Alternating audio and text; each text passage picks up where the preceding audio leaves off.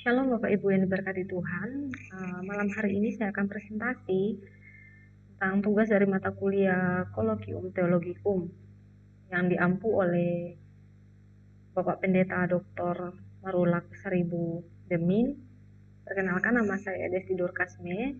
Saya akan membahas tentang kajian teologis liturgi dan ibadah virtual masa kini. Ya, Bapak Ibu, kita masuk dalam pendahuluan.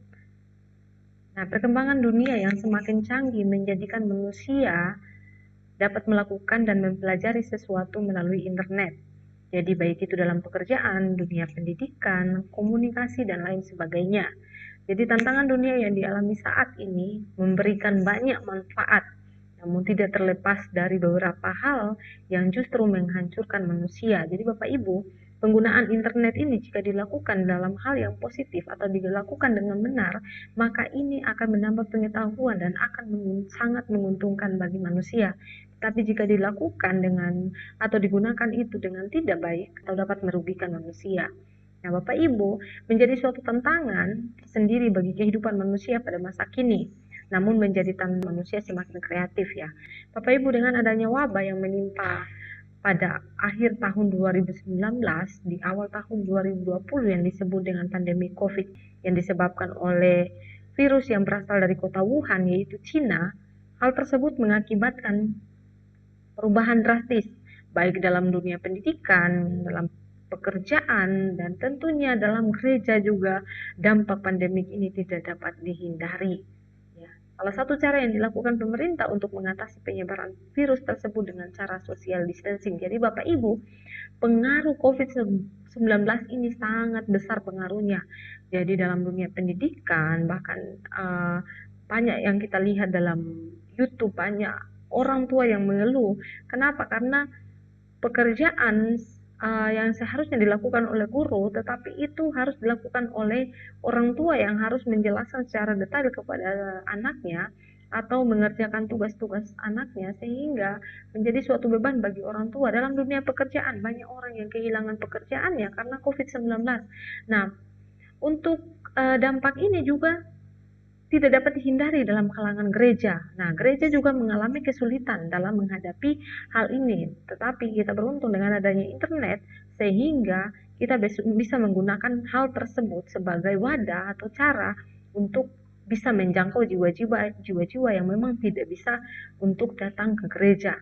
Nah, Bapak Ibu, dengan penggunaan ibadah virtual ini yang dapat dilakukan dengan apa saja, baik itu dengan video conference, kemudian Google Meet, YouTube, kemudian Zoom, dan lain sebagainya bisa digunakan. Nah, ada beberapa hal yang menjadi kontroversi dalam ibadah dan liturgi virtual ini.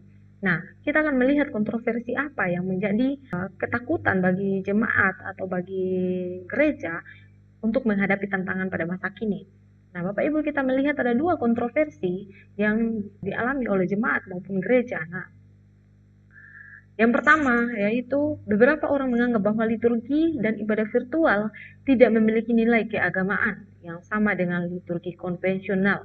Jadi dalam pandangan beberapa orang bahwa liturgi dan ibadah virtual ini tidak memiliki nilai keagamaan. Kenapa? Karena dilakukan tidak secara bertatap muka yang seharusnya pada awalnya dilakukan secara tatap muka antara jemaat dengan jemaat atau jemaat dengan pendeta dan lain sebagainya. Oleh sebab itu dianggap tidak memiliki nilai keagamaan. Nah, Bapak Ibu, kita melihat hal yang kedua yaitu ada juga yang mengkhawatirkan, mempunyai suatu kekhawatiran bahwa ibadah virtual ini akan mengurangi interaksi sosial dan kegiatan keagamaan. Memang itu tidak dapat dipungkiri karena akan mengurangi interaksi sosial antara individu dengan individu, individu dengan kelompok, dan lain sebagainya, baik antara gereja dan jemaat, kemudian jemaat dengan jemaat, jemaat dengan pendeta, dan lain sebagainya. Bapak Ibu, itu tidak dapat dihindari karena dilakukan secara virtual tanpa bertatap muka.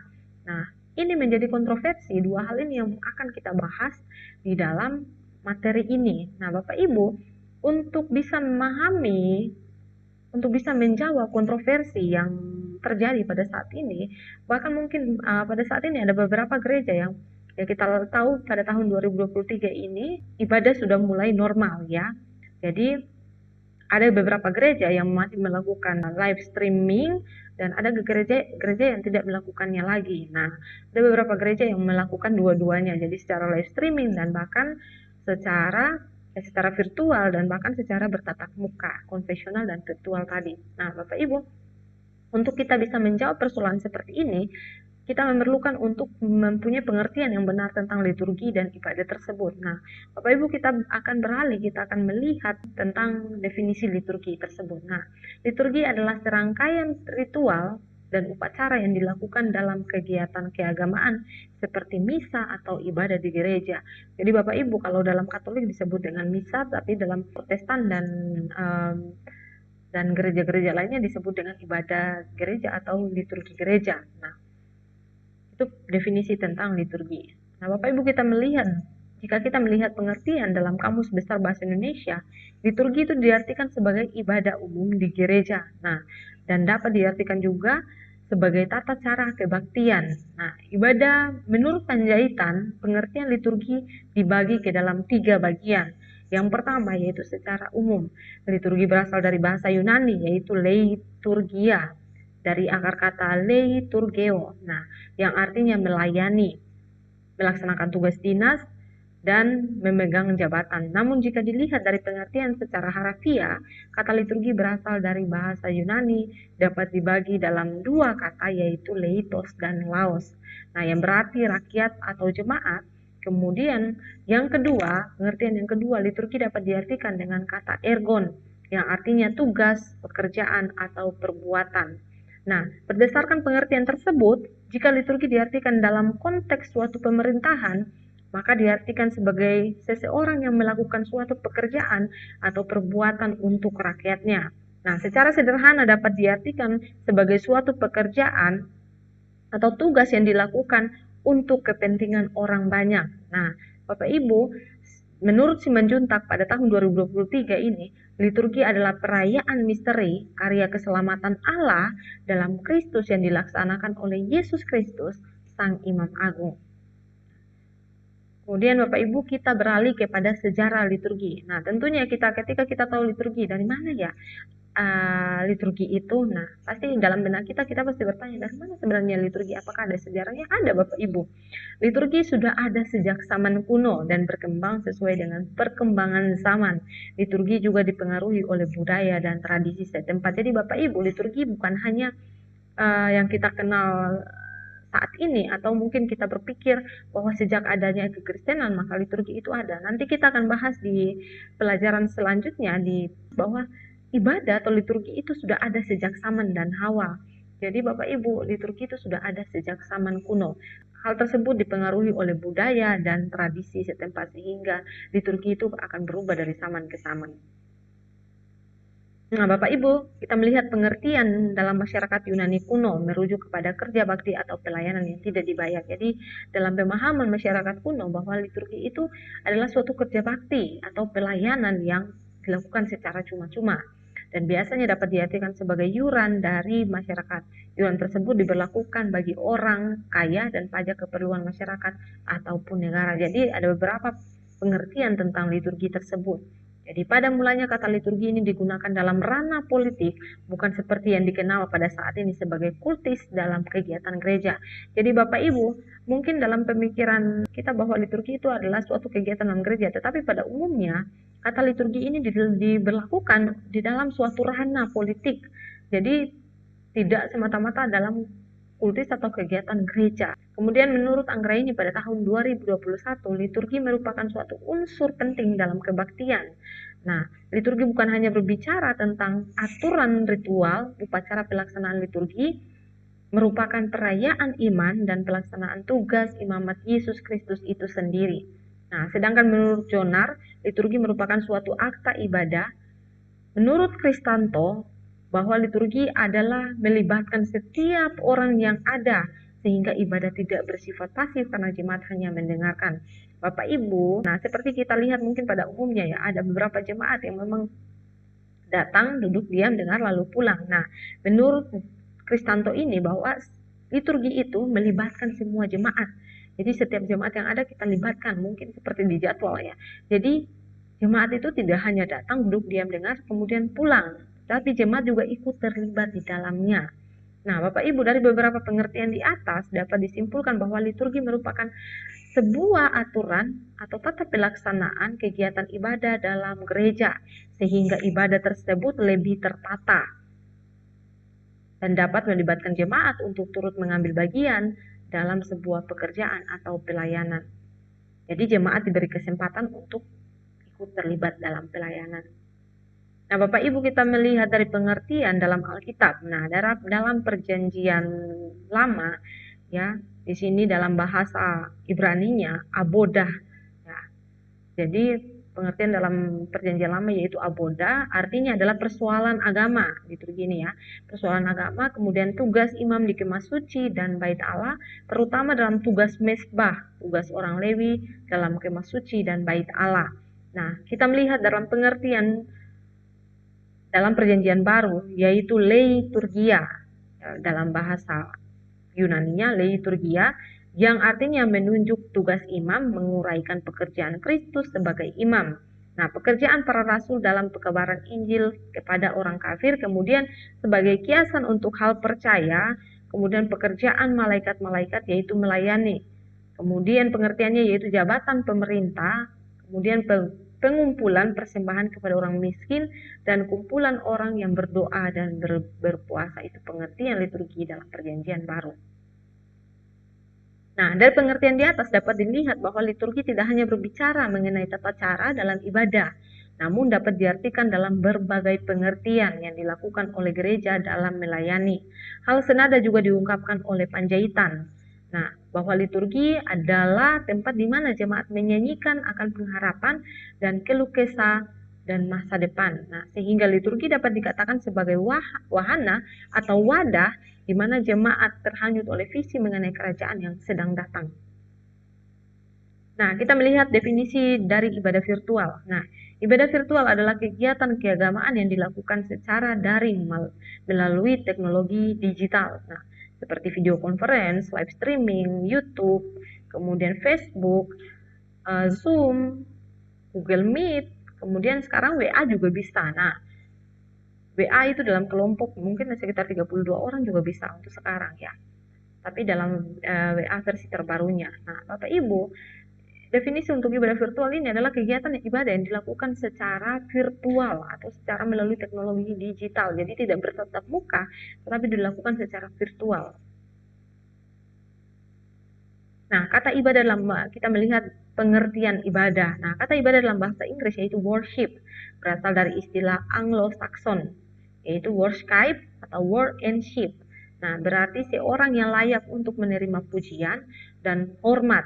Kata Ibrani dalam perjanjian lama yang diterjemahkan worship adalah sacha. Nah, yang ini dalam bahasa Ibraninya ya, yang berarti sujud menyembah, artinya sikap hormat dan merendahkan diri dari tubuh maupun pikiran seseorang. Nah, ibadah merupakan hal yang prinsip dalam kehidupan orang Kristen.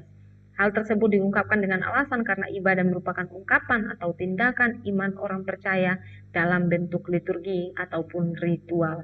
Menurut Yonatan, ibadah sebagai cara atau tindakan penyembahan yang dilakukan manusia kepada Allah dan sebagai tindakan misioner, tujuan jemaat kepada Allah. Ibadah merupakan cara orang percaya untuk bertemu dengan Allah. Henny mengutip tulisan Ginting pada tahun 2011 menyatakan ibadah adalah tanda hormat kepada Allah yang diperagakan dalam bentuk doa, kemudian membaca firman ke gereja dan memberikan persembahan. Jadi ada empat hal menurut Ginting bahwa ibadah itu adalah tanda hormat kepada Allah yang diperagakan dalam bentuk doa, kemudian beribadah kepada Allah, membaca firman, dan memberikan persembahan. Nah, beribadah merupakan sebuah perintah yang harus dilakukan oleh setiap orang percaya yang telah ditebus. Nah, dalam pandangan purba, gereja adalah tubuh Kristus. Nah, oleh sebab itu, ibadah merupakan persekutuan di dalam Kristus. Ibadah adalah sebuah panggilan dan penyembahan orang percaya untuk membawa orang lain mendekatkan diri kepada Tuhan. Nah, jadi ibadah tidak hanya berbicara tentang kita bertemu dengan Allah, tapi itu merupakan sebuah cara, sebuah wadah di mana kita bisa mengajak orang lain, membawa orang lain untuk bertemu dengan Allah.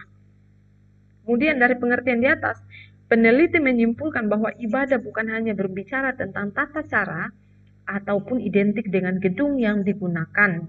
Namun ibadah merupakan cara bagaimana jemaat Tuhan atau orang percaya dapat berkomunikasi dengan Tuhan, dan sebagai cara mendekatkan diri kepada Tuhan sebagai tanda yang harus dilakukan orang percaya yang telah ditebus oleh Tuhan lewat kematiannya di atas kayu salib. Dalam Kamus Besar Bahasa Indonesia, ibadah merupakan tindakan atau perbuatan untuk menyatakan bakti kepada Allah yang didasari ketaatan dalam mengerjakan perintah Allah atau menjauhi larangan. Bagi Saragi pada tahun 2021, pada hakikatnya ibadah tidak hanya sekedar mengalami perjumpaan dengan Allah secara komunal dalam ruang sakral, namun lebih mengarah kepada penyataan spiritualitas dalam ruang kosmik. Selanjutnya dijelaskan bahwa perjumpaan dengan Allah tidak dibatasi oleh ruang dan waktu. Nah, di sini dari pengertian ini dapat disimpulkan bahwa ibadah dapat dilakukan di mana saja. Nah, karena tidak dibatasi ruang dan waktu. Nah, itu Bapak Ibu perlu digarisbawahi ya Bapak Ibu. Dapat dilakukan di mana saja. Kemudian seperti yang telah dibahas pada pendahuluan di atas, bahwa dengan adanya pandemi ini, pemerintah membatasi kegiatan di luar rumah, ya, atau social distancing. Meskipun demikian, hal tersebut tidak menjadi alasan bagi orang percaya untuk tidak beribadah. Jadi tidak membatasi kita untuk tidak beribadah. Tetapi untuk mengatasi hal tersebut, banyak gereja melakukan ibadah virtual. Maka di awal sudah kita bahas bahwa tantangan bagi gereja dalam menemukan cara bagaimana agar dapat menjangkau jemaat meskipun jemaat tidak ke gereja, ya, dengan cara melakukan ibadah secara virtual.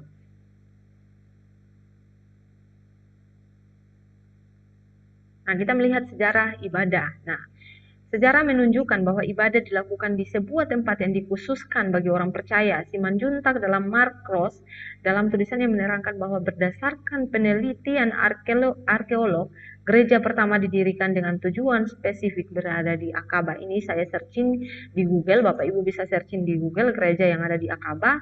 Jadi ini tempat ibadah menurut para peneliti arkeolog, gereja pertama didirikan dengan tujuan spesifik berada di Akaba, sebuah kota pelabuhan di dekat tepi Laut Merah di Yordania, yang diperkirakan bangunan tersebut dibangun pada akhir abad ke-3 pada awal abad ke-4. Nah, selanjutnya jelaskan bahwa melakukan ibadah di sebuah gereja merupakan sebuah tradisi yang telah dilakukan kurang lebih 1.700 tahun lamanya. Kebiasaan beribadah dalam sebuah gedung gereja yang dilakukan berabad-abad menjadi suatu hal yang baru yang mengharuskan gereja ataupun orang percaya untuk ikut terlibat dalam perkembangan zaman tersebut. Makanya tadi saya bisa bilang di awal, dalam ibadah virtual ini adaptasi sangat diperlukan, karena selama berabad-abad kita melakukan ibadah dengan cara bertatap muka atau berkomunikasi langsung baik antara pendeta dengan jemaat atau jemaat dengan jemaat, tetapi dengan adanya COVID-19 ini, social distancing mengharuskan kita untuk bisa beradaptasi dengan situasi yang baru. Nah, hal demikian tentunya akan ada perbedaan mencolok baik dalam tata cara dan suasana yang baru. Nah, dalam pandangan bangsa Israel, liturgi memiliki dua aspek, yaitu kata basis, yang artinya adalah perayaan liturgi merupakan karya keselamatan dari Allah sendiri. Jadi ini kata basis ini adalah merupakan karya keselamatan dari Allah, perbuatan Allah kepada manusia. Nah, kemudian anabasis adalah perayaan liturgi merupakan ungkapan ketaatan umat Israel atas karya keselamatan dari Allah. Jadi tadi kata basis adalah perbuatan Allah kepada manusia, kemudian yang ini adalah respon manusia, anabasis adalah respon manusia kepada Allah atas keselamatan yang diberikan. Kemudian pada zaman patriark, ibadah lebih bersifat pribadi atau private, ya, atau family altar, ya. Hal tersebut dapat dilihat dalam perjanjian lama ketika Ishak membuat mezbah dan memanggil nama Tuhan. Hal demikian pun dialami oleh Yakub. Nah, ketika Allah menampakkan diri untuk membangun bait Allah yang disebut dengan Betel. Kita bisa melihat dalam Kejadian pasal 28 ayat 16 sampai 19. Hal tersebut menunjukkan dengan jelas bahwa pada zaman bapa leluhur seperti Abraham, Ishak dan Yakub melakukan ibadah dipimpin oleh kepala keluarga tersebut tanpa perantaraan seorang imam yang kita kenal sekarang biasanya di gereja-gereja itu seperti romo, kemudian pendeta-pendeta, nah, seperti itu. Tapi pada zaman bapak-bapak gereja seperti Abraham, Ishak dan Yakub, dalam bapak-bapak leluhur, ya, itu ibadah dipimpin oleh bapak keluarga tersebut. Makanya tadi dikatakan dengan istilah family altar. Dapat dilihat dalam Kejadian pasal 22, 31, dan 46. Nah, liturgi dan ibadah yang telah dibahas di atas membawa pemikiran menuju kepada mengapa ada liturgi dan ibadah. Apakah itu merupakan suatu perintah Allah atau hanya dirumuskan oleh manusia sebagai cara untuk bertemu atau berkomunikasi dan menjalin hubungan dengan Allah. Salah satu pertimbangan sebagai tempat ibadah dalam Perjanjian Lama adalah di mana Allah menyatakan dirinya. Menurut Kronberg dalam Nainggolan, bahwa ibadah sudah dilaksanakan sejak Adam dan Hawa. Ini tadi yang kita sudah bahas di awal, bahwa ibadah ini tidak hanya dilakukan pada zaman sekarang atau zaman bapak-bapak gereja, tetapi sejak manusia pertama dijadikan oleh Allah, ibadah itu sudah ada. Kita bisa melihat dalam Kejadian pasal 1-3. Memang tidak dituliskan secara, tidak dideskripsikan secara detail tentang bagaimana tata cara ibadahnya, tetapi dapat dilihat bahwa dalam sejak zaman dan Adam dan Hawa, ibadah itu sudah ada, sudah dilakukan.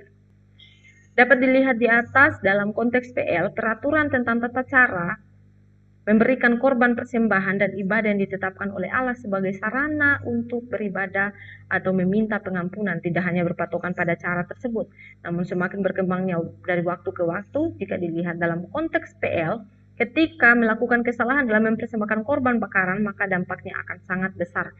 Contohnya dapat dilihat dalam cerita tentang kedua anak Harun yang mati pada saat mendekat kepada Allah dalam Imamat pasal 10 ayat 16. Menggambarkan Allah yang begitu tegas dalam segala aturan yang telah diberikan kepada umatnya. Menurut Harefa dalam pandangan Marcion, bahwa Allah dalam PL adalah Allah yang kejam ya, dan kurang cinta kasih. Dengan alasan, mengapa dia menyatakan hal tersebut? Alasannya karena umat Allah akan mati apabila menghadap Allah dengan tidak dalam keadaan kudus atau dikhususkan oleh Allah. Nah, perbedaan pandangan yang mencolok ditujukan oleh Tehlia yang mengungkapkan bahwa praeksistensi, yaitu Yesus dan keberadaan Yesus yang ilahi sebelum kehidupannya dalam sejarah di dunia ini dan bahkan jauh sebelum penciptaan dunia ini. Jadi Bapak Ibu, Allah antara Perjanjian Lama dan Perjanjian Baru adalah Allah yang sama. Kita tidak bisa membeda-bedakan, bahwa kita bisa, nanti pemikiran kita bisa berbeda. Nah, kita bisa berpikir bahwa ternyata Allah dalam Perjanjian Lama adalah Allah yang kejam, sedangkan dalam Perjanjian Baru adalah Allah yang penuh kasih karunia. Dia adalah Allah yang sama. Jadi Allah dalam Perjanjian Lama adalah Allah di dalam Perjanjian Baru juga yang dalam wujud manusia, ya, menjelma sebagai manusia, datang ke dalam dunia untuk menebus dosa manusia. Hal tersebut menunjukkan bahwa Allah dalam PL merupakan pribadi yang sama. Nah, dan kini dikenal dengan Allah dalam Perjanjian Baru adalah Allah yang penuh kasih karunia. Oleh sebab itu, tindakan Allah yang tegas dalam PL merupakan suatu tanda kasih kepada umatnya agar disiplin dan taat akan segala ketetapan Allah. Hal tersebut menunjukkan bahwa Allah yang disembah orang Israel bukanlah Allah yang kaku yang tidak memberikan kebebasan kepada umatnya untuk mengekspresikan cara bagaimana bertemu dengan Sang Pencipta. Nah, kita melihat dalam New Testament atau dalam Perjanjian Baru, Bapak Ibu, kata Yunani dalam Perjanjian Baru yang sering diterjemahkan sebagai ibadah adalah proskuneo, yang artinya secara literal adalah mencium tangan atau merendahkan diri terhadap orang lain karena hormat. Nah, Yesus menggunakan kata ini saat Yesus berkata kepada seorang perempuan di Sikar, Allah itu roh dan barang siapa menyembah harus menyembahnya dalam roh dan kebenaran. Dapat dilihat dalam Yohanes pasal 4 ayat 24. Kata ibadahmu yang sejati dalam Roma 12 ayat 1. Nah, menggunakan istilah latreia yang berarti pelayanan atau tugas atau kewajiban.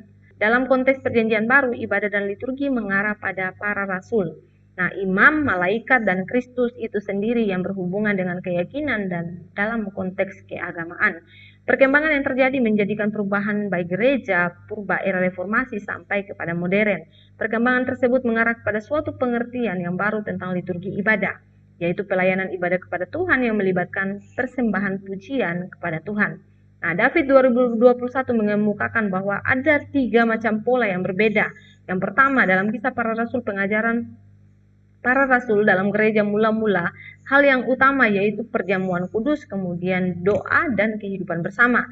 Hal yang kedua, dalam surat Paulus yang pertama, yakni jemaat Korintus, penekanan yang diajarkan yaitu mendorong jemaat untuk berbahasa roh, kemudian menafsirkannya dan melakukan mujizat. Nah, hal yang ketiga, ketika Paulus berada dalam penjara, Paulus menemukan bahwa pelaksanaan ibadah yang dilakukan oleh jemaat Efesus dan Kolose terdiri dari nyanyian, pengajaran dan ucapan syukur. Sebuah pada tahun 2023 menuliskan bahwa perkembangan bentuk-bentuk ibadah berubah dan berkembang dengan pesat dimulai sejak orang Kristen mulai mengadopsi Perjanjian Baru sebagai kitab orang Kristen dan munculnya gereja pada abad keempat. Bapak Ibu, kita melihat sejarah ibadah virtual. Ibadah virtual mulai populer sejak pandemi COVID-19. Gereja dan umat harus beradaptasi dengan situasi baru dan memanfaatkan teknologi untuk tetap beribadah. Seperti di awal sudah saya katakan bahwa mungkin beberapa gereja tidak membutuhkan ibadah virtual karena memang di sana dengan keterbatasan teknologi jaringan, ya. Jadi ada beberapa gereja yang memang tidak menggunakan hal tersebut. Kelebihan liturgi konvensional. Jadi, liturgi konvensional memberikan pengalaman keagamaan yang lebih menyeluruh dan juga melibatkan seluruh indera. Kenapa? Karena tadi bertatap muka, tidak secara virtual. Liturgi juga mengajarkan nilai-nilai kebersamaan dan solidaritas. Kemudian kelebihan ibadah virtual. Tadi kita melihat kontroversi di awal, ini kita melihat kelebihan dari ibadah virtual. Ibadah virtual memungkinkan umat untuk beribadah di mana saja, dan kapan saja, tidak membatasi ruang dan waktu. Ibadah virtual juga mengurangi biaya dan waktu yang diperlukan untuk berkumpul di gereja. Jadi Bapak Ibu, ibadah virtual ini menjadi salah satu sarana yang bisa digunakan oleh gereja, baik itu di kota dan di desa, bisa dilakukan cara ini, di mana bahwa ada beberapa apalagi kita melihat dengan kesibukan manusia sekarang ini, terkadang mereka lebih memilih untuk melihat di YouTube atau secara live streaming atau secara virtual, ibadah secara virtual. Mereka lebih menyukai hal tersebut karena tidak menyita waktu mereka dan biaya untuk pergi ke gereja. Hal tersebut dapat kita lakukan. Kita bisa menggunakan ini untuk sebagai sarana untuk kita dapat menjangkau jiwa-jiwa yang memang sulit untuk pergi ke gereja. Bapak Ibu, kita sekarang masuk ke dalam pandangan teologis. Ini dari intinya ya. Jadi pandangan teologis tentang liturgi dan ibadah virtual dapat bervariasi tergantung pada denominasi dan pandangan individu. Jadi pandangan teologis tentang liturgi dan ibadah virtual itu tergantung dari pandangan denominasi, kemudian dari pandangan individu. Jadi, namun yang terpenting di sini adalah kita memahami bahwa ibadah adalah bentuk penghormatan dan ketaatan kepada Tuhan, bukan sekedar rutinitas atau kegiatan sosial. Jadi Bapak Ibu, ini yang harus dipahami. Kita beribadah kepada Tuhan, baik itu secara virtual maupun secara konvensional, bukan sebagai rutinitas kita atau kegiatan sosial, but sebagai suatu cara atau memahami bahwa ibadah adalah bentuk suatu penghormatan dan ketaatan kita kepada Tuhan. Kita masuk pada kesimpulan Bapak Ibu, liturgi dan ibadah virtual adalah bentuk adaptasi gereja dan umat dalam menghadapi situasi yang baru di era digital ini. Meskipun kontroversial, tadi kita sudah bahas bahwa kedua bentuk ibadah ini memiliki kelebihan atau kekurangan masing-masing. Jadi ada kelebihannya.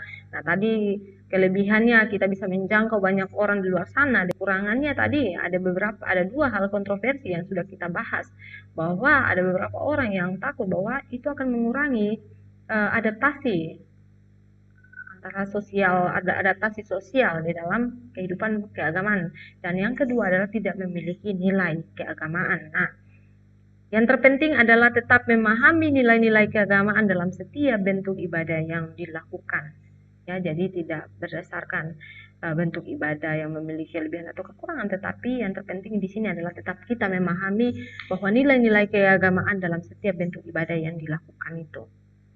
Berdasarkan pemahaman yang telah dikaji dengan pengertian-pengertian yang dipaparkan di atas, peneliti mengambil kesimpulan, ini berdasarkan pemahaman saya mengambil kesimpulan bahwa ibadah merupakan cara manusia untuk bertemu dengan Allah sebagai tanda hormat dan ucapan syukur atas pengorbanan yang diberikan Allah yang berinkarnasi melalui Yesus Kristus.